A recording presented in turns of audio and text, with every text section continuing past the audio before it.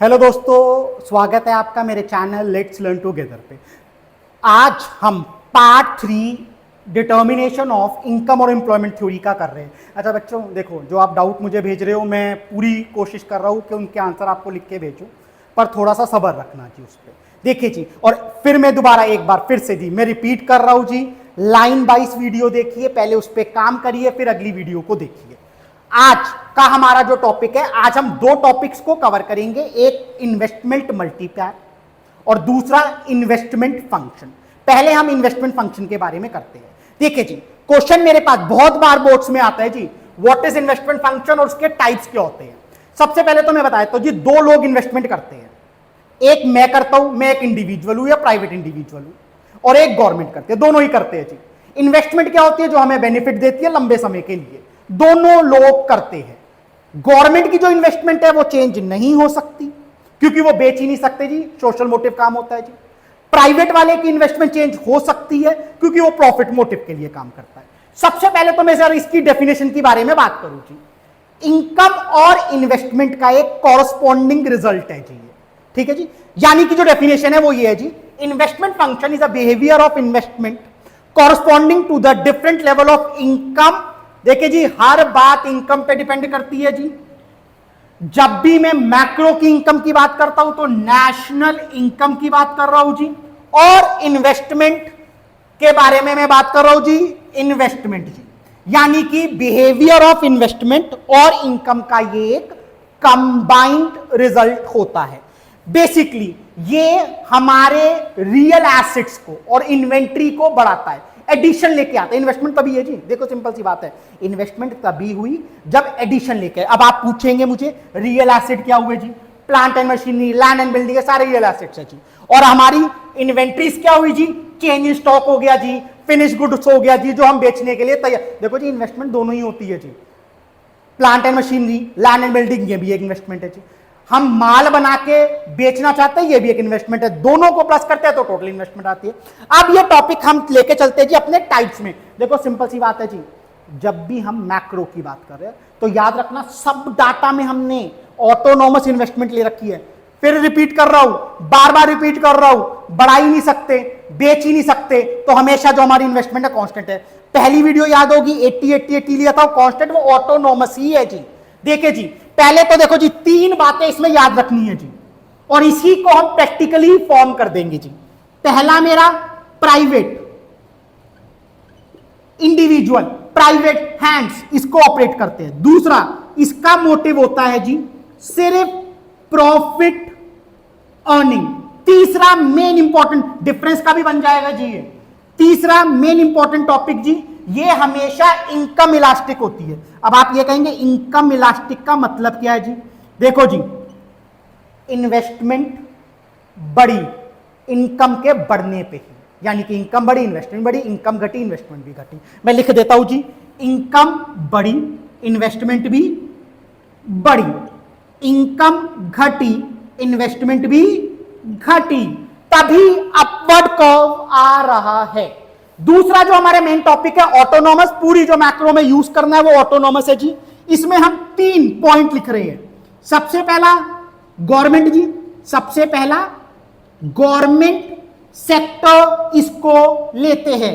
दूसरा, ये हमेशा सोशल वेलफेयर के लिए होता है, और तीसरा, ये इनकम इन इलास्टिक है। डिफरेंस के भी पॉइंट बन गए, 1 2 3 और चौथा कर्व, 1 2 3 चौथा कर्व। अब आप ये पूछेंगे इनकम इलास्टिक का मतलब क्या है? सिंपल सी बात है, इनकम जितनी मर्जी बढ़े या इनकम जितनी मर्जी घटे, जो इन्वेस्टमेंट है वो कांस्टेंट है, तभी हम इसको डिनोट करते हैं आई बार से, आई बार से, पैरेलल टू ओएक्स एक्सिस। तो ये हमारा कंप्लीट, देखो जी मैं आपको फिर बता रहा हूं जी, ध्यान से सुनना मेरी बात जी, कोई डाउट होता है डीएम करिए, कोई दिक्कत नहीं है, मैं पक्का रिप्लाई करूंगा। अब हम अपने दूसरे टॉपिक की तरफ चलते हैं। आज का जो हमारा दूसरा टॉपिक है जी, बहुत बड़ा टॉपिक है, बहुत इंपॉर्टेंट टॉपिक है, इन्वेस्टमेंट मल्टीप्लायर। सबसे पहले तो ये याद रखना जी, इन्वेस्टमेंट मल्टीप्लायर हम के से डिनोट करते हैं, और के का मतलब केन्स हुआ जी। ये पूरी की पूरी थ्योरी केन्जियम थ्योरी ही है। देखिए जी, इसका अगर मैं फॉर्मूला देखूं तो फॉर्मूला होता है डेल्टा y अपॉन डेल्टा आई। देखिए जी इसी से डेफिनेशन प्लॉट होगी जी, ठीक है जी। तो देखिए जी इस के का मतलब इन्वेस्टमेंट मल्टीप्लाई, डेल्टा वाई का मतलब चेंज इन इनकम, इनकम का मतलब नेशनल इनकम बोल दो, इनकम बोल दो, सब एक ही बात है जी। और अगला है जी investment, change in investment.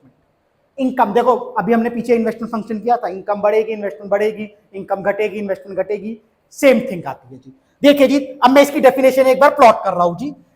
Investment multiplier show the relationship between initial increment in investment, यानी कि इन्वेस्टमेंट हमारी इंक्रीज हुई and resulting increment in national income.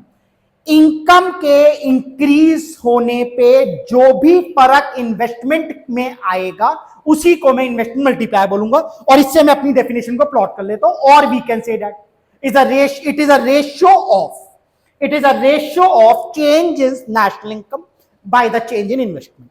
देखिए जी टोटल मिला के केन्स ने 3 फॉर्मूले दिए अपनी पूरी इन्वेस्टमेंट मल्टीप्लायर थ्योरी में। एक आपने देख लिया, एक है जी K is equal to 1/1 minus MPC। एक और दिया जी K is equal to 1/MPS। यानी 3 ही फॉर्मूले है जी। इस साल न्यूमेरिकल आने के बहुत ज्यादा चांसेस है इन्वेस्टमेंट मल्टीप्लायर के, और यही 3 फॉर्मूले यूज होते हैं जब भी एडिशनल, जब भी इंक्रीमेंट यानी कि चेंज, याद रखना चेंज।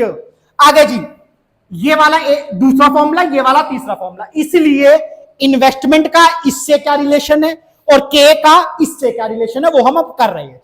देखिए जी सबसे पहले है जी relationship between investment multiplier and MPC जी। देखो जी मैं डायरेक्ट रिलेशन बता रहा हूं जी इसके बारे में। जब भी हमारा एमपीसी की वैल्यू इंक्रीज करेगी के की वैल्यू भी इंक्रीज करेगी, एमपीसी की वैल्यू डिक्रीज करेगी के की वैल्यू भी डिक्रीज करेगी। प्रूफ करने के लिए छोटा सा न्यूमेरिकल मैं आपको बता देता हूं जी।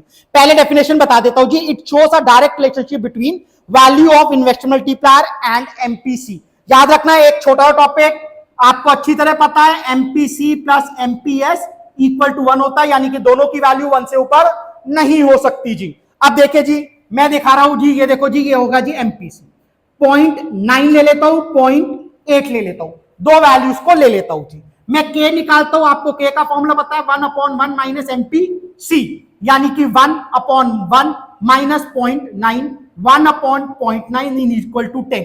दूसरी वैल्यू ले रहा हूं जी 1/1 माइनस 0.8, यानी कि 1/0.2, यानी कि ये 5 आ गई। दिख रहा है साफ साफ ये वैल्यू डिक्रीज हो रही है, ये भी वैल्यू डिक्रीज हो रही है, इसीलिए डायरेक्ट रिलेशनशिप। देखो जी रीजनिंग में आ सकता है जी बिल्कुल ये टॉपिक, तो वहां पर सिर्फ यूज करना न्यूमेरिकल एग्जांपल करने के लिए। दूसरा है जी रिलेशनशिप बिटवीन के एंड एमपीएस। ये रहा जी फॉर्मूला, इसकी वैल्यू भी एक प्लॉट करके देख लेते हैं। एमपीएस की वैल्यू यहां हमने 0.9 ली थी, यहां मैं 0.1 ले रहा हूं, दोनों की वैल्यू कंबाइन 1 होती है। 0.9 इधर आ गया, 0.1 इधर आ गया, 0.8 इधर आ गया, 0.2 इधर आ गया। के की वैल्यू 1/MPS फॉर्मूले के साथ इधर लिख दीजिए। 1/0.1 is equal to 10, 1/0.1 is equal to 10, 1/0.2 is equal to 5। अब दिख रहा है ये वैल्यू बढ़ रही है, ये वैल्यू घट रही है, इसलिए मैंने इसके रिलेशन में इनडायरेक्ट लिखा है। होपफुली आपको आज की क्लास बेनिफिशियल लगी होगी। कोई भी डाउट आता है जी तो आप मुझे डीएम करिए जी या मुझे मैसेज करिए जी। होपफुली मैं आपके सारी क्वेरीज का आंसर दूंगा। Thank you so much for watching.